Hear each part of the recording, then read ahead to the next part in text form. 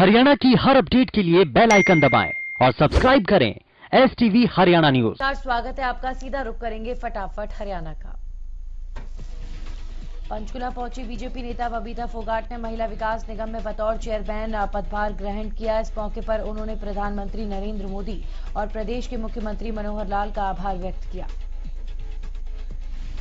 महिला विकास निगम में बतौर चेयरमैन पदभार ग्रहण करने के बाद बबीता फोगाट ने कहा कि वो दिन रात मेहनत कर अपनी जिम्मेदारी को निभाएंगी, साथ ही हरियाणा में महिलाओं को जागरूक करने का भी काम करेंगी। उन्होंने कहा कि वो सशक्त और शिक्षित काम करेंगी। जुलाना से बीजेपी नेता परमिंदर ढुल ने पार्टी से इस्तीफा दे दिया। बीजेपी के पूर्व विधायक परमिंदर ढुल कृषि कानूनों को लेकर काफी समय से नाराज हैं, जिसके बाद उन्होंने पार्टी से इस्तीफा दिया। इसी के साथ परमिंदर ढुल के बेटे रविंदर ढुल ने भी पार्टी से इस्तीफा दिया। आपको बता दें कि बीते दिनों विधायकों की हुई गुप्त बैठक में भी परमिंदर ढुल शामिल हुए थे। इस बैठक में श्याम सिंह राणा भी शामिल थे, जो कि पहले ही पार्टी छोड़ चुके हैं। वहीं ऐसे भी कयास लगाए जा रहे हैं कि इस फैसले का बड़ौदा उपचुनाव पर भी असर देखने को मिल सकता है। प्रदेश में कोरोना के लगातार मामले सामने आ रहे हैं। पिछले 24 घंटे में कोरोना के 1201 नए मामले सामने आए। वहीं गुरुग्राम में 228 नए मामले सामने आए, जबकि फरीदाबाद में 153 नए मामलों की पुष्टि। रोहतक में 61 और हिसार में 118 नए मामले सामने आए। सिरसा की बात करें तो सिरसा में 59 और सोनीपत में 71 नए मामलों की पुष्टि। इसी के साथ 24 घंटे में कोरोना से 8 लोगों की मौत हो गई। वहीं अभी तक कुल 1648 कोरोना मरीजों की मौत हो चुकी है। शारदीय नवरात्र का चौथा दिन आज के दिन मां कुष्मांडा की पूजा अर्चना की जा रही है। कहा जाता है कि मां की मुस्कान से ब्रह्मांड का उत्पन्न हुआ था।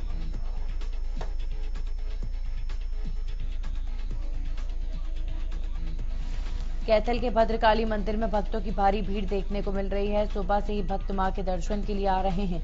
कैथल के भद्रकाली मंदिर में हर दिन भक्तों के लिए भंडारे का आयोजन किया जाता है, जिससे जरूरतमंदों की मदद हो सके।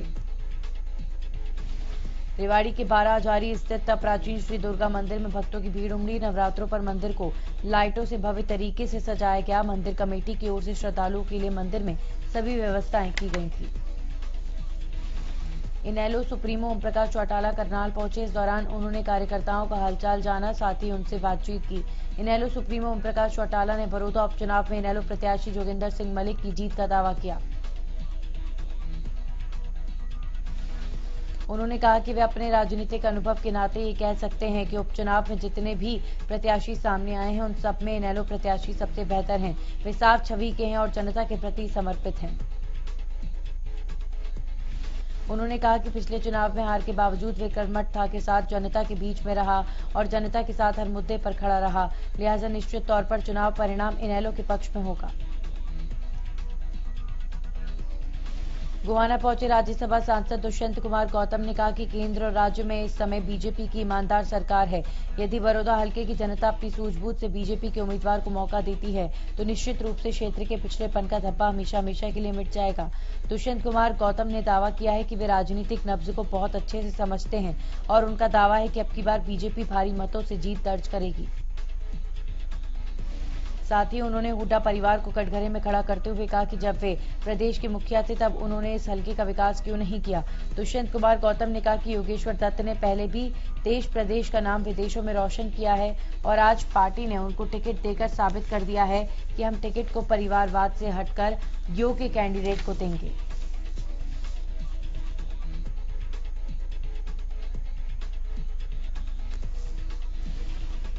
बड़ौदा उपचुनाव को लेकर राजनीतिक दलों के साथ प्रशासन भी तैयारियों में जुटा। उपचुनाव के सभी उम्मीदवारों के नाम तय हो चुके हैं और अब बारी चुनाव प्रचार की है। चुनाव प्रचार से लेकर मतदान और परिणाम तक सबसे बड़ी जिम्मेदारी प्रशासन की होती है।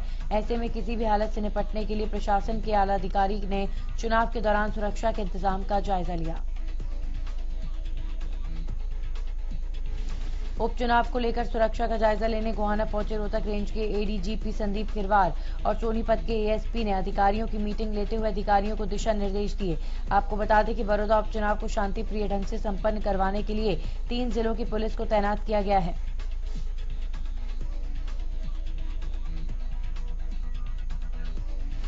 बरवाला के नगर पालिका कार्यालय में काफी महिलाओं ने प्रधानमंत्री आवास योजना को लेकर नगर पालिका में सरकार और प्रधानमंत्री मोदी के खिलाफ नारेबाजी जाहिर की।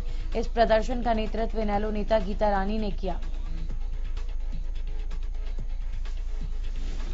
इस दौरान प्रदर्शन कर रही महिलाओं ने बताया कि उन्होंने प्रधानमंत्री आवास योजना को लेकर फॉर्म भरे थे और नगर पालिका प्रशासन ने प्रधानमंत्री आवास योजना को लेकर सरकार द्वारा करोड़ों रुपए की राशि आई थी, लेकिन बरवाला के कुछ पार्षद इस प्रधानमंत्री आवास योजना को मिलने वाली राशि को लेकर उनसे रुपयों की मांग कर रहे हैं।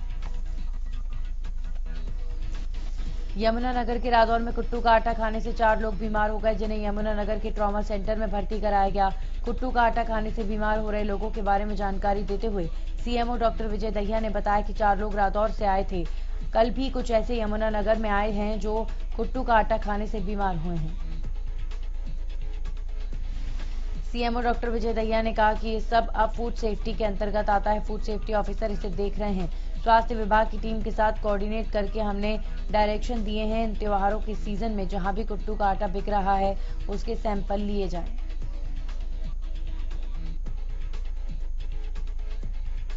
मौसम में ठंडक के साथ प्रदूषण की समस्या बढ़ने लगी। धर्मनगरी कुरुक्षेत्र की बात करें तो कुरुक्षेत्र प्रदेश के टॉप 5 प्रदूषित शहरों में शामिल है। प्रदूषण का बढ़ता स्तर ऐसा है कि यहाँ के लोगों को सांस लेने में भी दिक्कत होने लगी है। सोमवार दोपहर 12 बजे कुरुक्षेत्र में एयर इंडेक्स क्वालिटी 324 थी, जो चिंता का विषय है। प्रदूषण का आलम यह है कि लोग आंखों में जलन की शिकायत कर रहे हैं। लोगों का कहना है कि कोरोना संक्रमण का डर तो बरकरार है ही, अब धुआं और प्रदूषण भी लोगों के लिए बड़ी चुनौती पेश कर रहा है।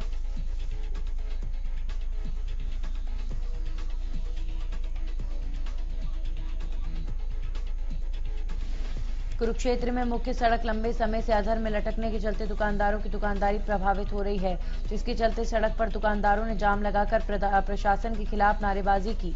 दुकानदारों का कहना है कि त्योहारों के सीजन के चलते सड़क निर्माण के कारण दुकानदारों को भारी परेशानी का सामना करना पड़ रहा है। दुकानदारों का कहना है कि महीनों से सड़क निर्माण नहीं होने से कारोबार ठप है, साथ ही रोजाना उड़ने वाले धूल के गुबार से स्वास्थ्य को भी नुकसान पहुंच रहा है। दुकानदारों का कहना है कि धूल और मिट्टी के कारण उनकी दुकान पर ग्राहक भी नहीं आ रहे। करनाल पुलिस को बड़ी कामयाबी हाथ लगी। पुलिस ने ट्रांसफार्मर चोरी करने वाले 3 गिरोह के 12 सदस्यों को गिरफ्तार किया। पकड़े गए आरोपियों ने 200 वारदातों को कबूल किया। पुलिस ने चोरों के पास से 5 गाड़ियां भी बरामद की। करनाल इंचार्ज हरजिंदर सिंह के नेतृत्व में गठित की गई टीम ने 3 गैंग को पकड़ने के बाद सफलता हासिल की है। शुरुआत में पकड़े गए गैंग में आरोपी हनीफ सहारनपुर निवासी, खलील खान सीलमपुर दिल्ली, पप्पन जिला मेरठ को गांव घोगड़ीपुर करनाल के एरिया से गिरफ्तार किया गया था, जिन्हें अदालत में पेश कर अदालत से रिमांड पर लिया गया। सोनीपत के गांव कड़ी बाला के पास सीएलपी नहर में दरार आने से ग्रामीणों और सिंचाई विभाग में हड़कंप मचा हुआ है। नहर में दरार की खबर मिलते ही पुलिस और सिंचाई विभाग के अधिकारी मौके पर पहुंचे और हालात का जायजा लिया। दरअसल मुनक नहर से दिल्ली को पीने का पानी सप्लाई इसी नहर के जरिए किया जाता है। बताया जा रहा है कि नहर में रात करीब 1 बजे दरार आई और पानी का रिसाव शुरू हुआ। हालांकि दरार इतनी बड़ी नहीं है, बावजूद इसके स्थानीय लोगों में डर का माहौल बना हुआ है। विभाग के अधिकारियों ने भी बताया कि लोगों को इससे डरने की जरूरत नहीं है। नहर में आई दरार को जल्द से जल्द ठीक कर लिया जाएगा। फतेहाबाद के बीघड़ रोड पर मंडी के एक व्यापारी ने अपने ही घर में फांसी लगाकर आत्महत्या कर ली। मृतक के पास एक सुसाइड नोट भी बरामद हुआ है, जिसे पुलिस ने अपने कब्जे में ले लिया। फिलहाल हत्या के कारणों का पता नहीं चल सका। वहीं पुलिस ने शव को पोस्टमार्टम के लिए अस्पताल भिजवाया। पानीपत में सीएम फ्लाइंग की टीम ने सूचना के आधार पर कॉलोनी में चल रही डीआर ट्रेडर के नाम से अचार फैक्ट्री पर छापेमारी की। टीम ने बताया कि हमें सूचना मिली थी कि अचार को बनाते वक्त ड्रम में भरकर खुले में रखा जाता है और इसी आधार पर रेड की गई। सीएम फ्लाइंग की टीम ने बताया कि फैक्ट्री में कई तरह का अचार बनाया जा रहा था, जिसके सैंपल ले लिए गए हैं। डॉक्टर श्यामलाल ने बताया कि अचार के सैंपल ले लिए गए, जैसे ही रिपोर्ट आती है उसी आधार पर कार्रवाई अमल में लाई जाएगी। पानीपत की पावर लिफ्टिंग की खिलाड़ी प्रीति त्यागी इन दिनों अपने अभ्यास के साथ साथ बच्चों को भी प्रशिक्षण दे रही हैं। उनकी सरकार से अपील है कि इस मुश्किल समय में खिलाड़ियों की मदद की जाए। प्रीति त्यागी ने 2 साल पहले पावर लिफ्टिंग खेल की शुरुआत की और 2 साल से कड़ी मेहनत के चलते 3 नेशनल मेडल हासिल किए। प्रीति ने सरकार से अपील की है कि सरकार खिलाड़ियों को सरकारी नौकरी दे और आर्थिक मदद करे, जिससे खिलाड़ियों का हौसला बढ़े और प्रतिभाशाली खिलाड़ी उभर कर सामने आए। प्रीति गांव से 3 किलोमीटर दूर जिम में जमकर अभ्यास करती हैं और साथ ही गांव की लड़कियों को भी खेल के प्रति प्रोत्साहित कर रही हैं।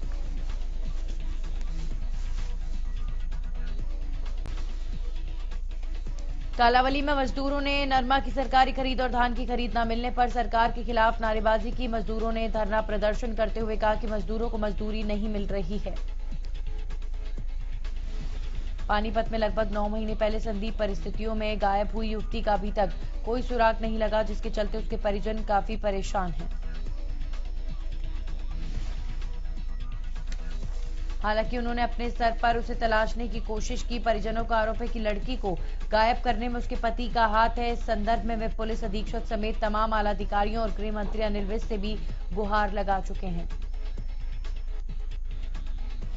रादौर में फसल अवशेषों को जलाने पर अब प्रशासन और कृषि अधिकारियों ने सख्त रुख अख्तियार कर लिया है।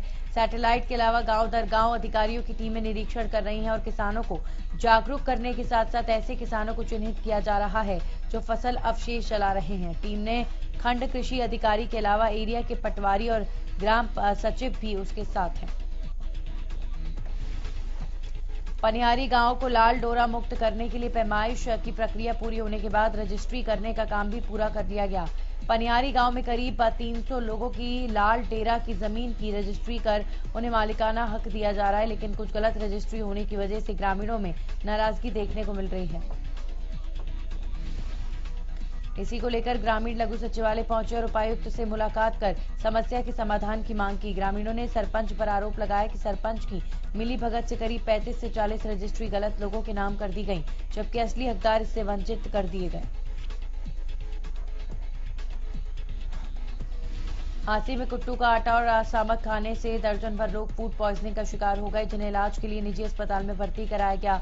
बताया जा रहा है कि नवरात्रों की शुरुआत से ही इन मरीजों का अस्पताल में आना शुरू हो गया था। डॉक्टर वीएम लिखा ने बताया कि इन लोगों को उल्टी, पेट में दर्द और घबराहट होने की शिकायत थी। इस बार मामलों में काफी इजाफा हुआ है, जिसका कारण बाजारों में मिल रहा मिलावटी सामान है।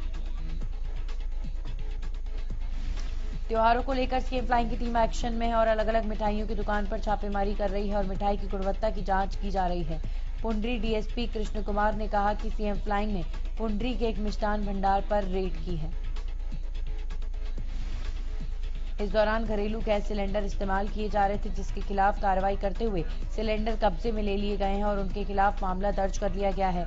इसके अलावा कुछ मिठाइयों में गंदगी पड़ी हुई थी जो ग्राहकों को बेचना चाहते थे, उसके सैंपल भरे गए हैं। यह अभियान दिवाली तक जारी रहेगा।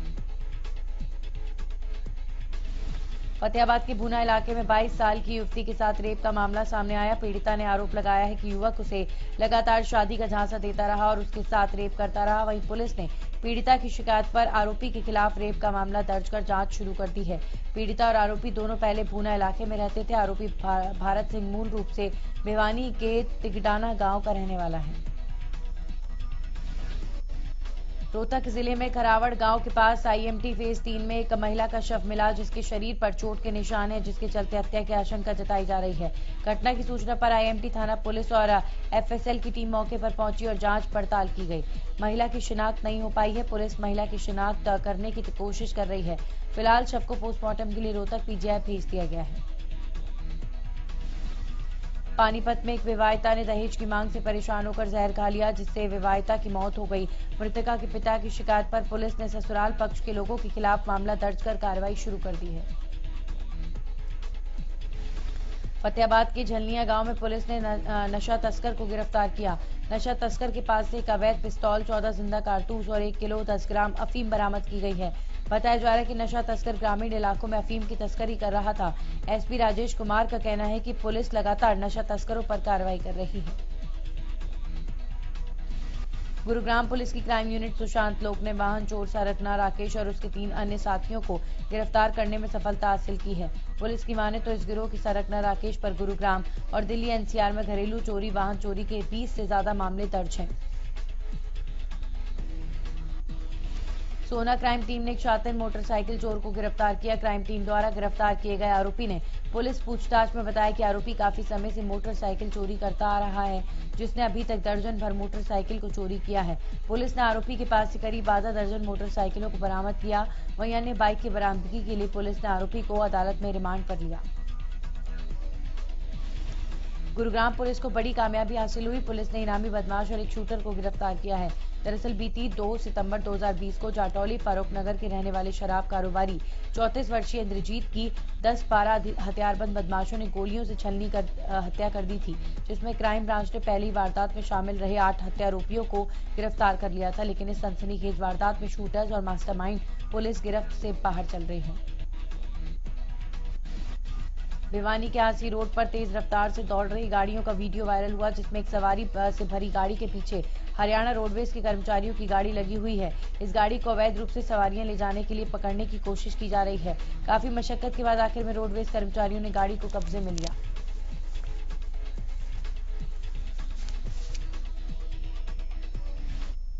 और इसी के साथ फटाफट हरियाणा में इतना ही।